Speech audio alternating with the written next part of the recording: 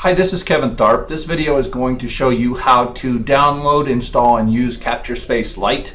It is a tool used for screen recording and webcam recording, and it is the simplest tool that we have currently available at Stout for you to use for recording videos, just based upon a number of issues. So let's get right into it here. So you need to log into your Learn at UW Stout, commonly called D2L. You need to go into some class. It doesn't matter which class you go into, it's available in all the classes. What you're going to do is you're going to come over to this other tool site and you're going to choose My Media. That's going to launch a new browser window for you. Actually, it's going to probably launch a tab, but and that's going to bring you to My Media. And what we want to do today is we want to go to Add New. And the first thing that we're going to do is this CaptureSpace Lite. And the reason we're using CaptureSpace Lite instead of some of the other options here is that these require either certain browsers or Java to be enabled. Just there's a number of things that end up being sometimes challenging, and the CaptureSpace Lite gets around all of that. So you click on that and it's going to bring you to this window to download the tools that you need. Click download for Windows or download for Mac as the case may be. Save it, and then once it's downloaded, go ahead and begin the install process.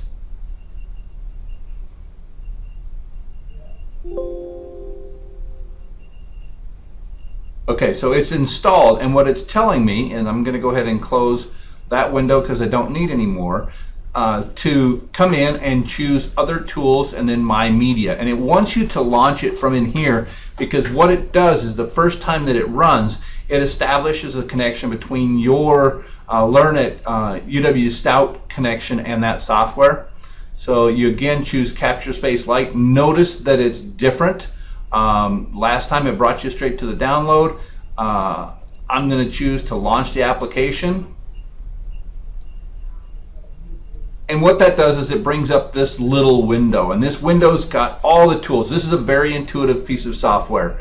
It's got the ability, the first tab is record. It allows you to record the screen and webcam, so that'll capture webcam, just your webcam, or just voice. Very nice, very intuitive, quick to use. Library is going to, once you have recordings, it's going to give you access to those recordings that you've done. Settings is where you will set, for instance, I selected a webcam, what size it's going to be. So this is where you would choose your webcam if it's not working for you automatically. The nice thing was, in this case, it automatically saw my webcam, brought it up, it's ready to go. Screen recording quality, I'm going to, because I've got a powerful machine, I'm going to set it to 1080p. That's just going to have a higher resolution. If you've got a slow PC, it's got that. So it really anticipates what you're going to need to be doing. With the microphone, you get to choose from the microphones that you have available. I choose to use the microphone blue. That's my preferred microphone because it's got a better quality than the one that comes with my webcam. And you can choose to have it delete the recordings after you record them or not. So make sure you choose save after you've done that. One of the things that we've learned in the last couple of years is that it's easier to use this. There's a way that we can upload directly to YouTube, and what you need to do is change the local media file storage section there where the mouse is right now. So one of the things that you'll need to do is you'll need to click the Browse button. When you click the Browse button, it's going to let you find a location in your computer where you can save it. It doesn't really matter where you save it. Just don't use the default location because it ends up disappearing on you. Like here, I had recorded some into a folder called Cultura. For the sake of this, why don't we think about going ahead and maybe we'll make a new folder.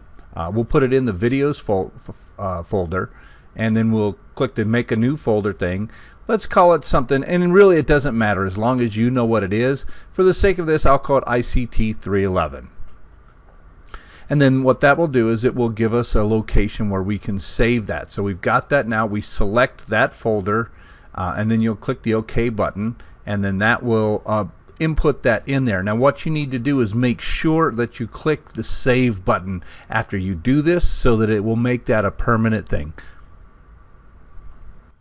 So here's an example of what will happen after you've made a recording. You can see that I am in the videos folder, and then I'm in the ICT 311 folder that I created. Again, this will be whatever you did it. There's this random file over here that really isn't going to be much use to us, and then there's a folder here that contains several other files. This is where you need to go to find your video. Now, without knowing right off the top of your head which of these files is the right one that has the video, you can look at it and you can see from the icon it's got the film strip things on the side. But the other thing you can do is you can click View and then Details, and you'll see that there's an MP4 file. The MP4 file is the one that you're going to want to use to upload to YouTube, because that's the video file with the audio included. So now what you're going to want to do, you've got your video, you're ready to upload it. So what you're going to want to do is go to your YouTube channel, and you'll see that upload link in the upper right hand corner. You'll click that and it'll bring up the screen that you see in front of you with the select files to upload. So what you'll do is you'll select the file that you just found in whatever folder you saved it to. You'll click on that, and then you want to make sure that you set this to either unlisted or to public. Do not use private, because I won't be able to view it, your classmates won't be able to view it. The difference between public and unlisted is that public is visible by anyone and can be found by search engines. People can find it. If you leave it as unlisted, the only people who will be able to see it are the people who have the URL. Since you're going to be embedding these videos in the discussion posts, if you leave it as unlisted, then we'll be able to see it too, but nobody else will. So my recommendation would be that you use the unlisted, and then you can you'll learn how to embed that into your discussion, and we'll all be able to view it.